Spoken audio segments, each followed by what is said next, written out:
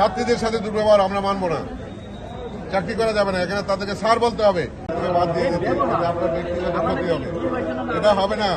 আমি মালিককে বলবো, এরিয়া শ্রমিকের সভাপতি আছে, টার্মিনালের আমাদের president, executive president, vice president সবাই আছে, আমরা সরকার প্রেসিডেন্ট সেক্রেটারি আছি। এই মুহূর্তে আমরা পারি আপনার পেটে লাগতে দিতে।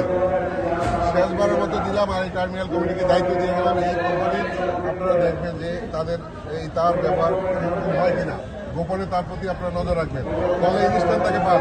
আমি মালিককে বলে দেবো, এই ধরনের কোনো কর্মচারী যাত্রীদের সাথে দুর্ব্যবহার আমরা মানবো না, চাকরি করা যাবে না। এখানে তাদেরকে স্যার বলতে হবে, তার ব্যাগটা দরকার হলে টাইমে উঠে দিতে হবে, বাচ্চা থাকলে হেল্প করতে হবে, মহিলা থাকলে আগে দিতে হবে।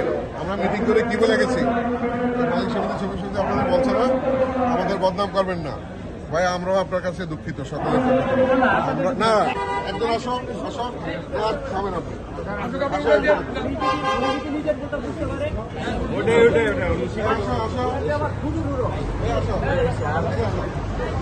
খেতে বসে দিয়ে আসো,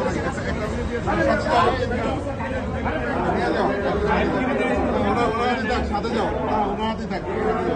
থ্যাংক ইউ।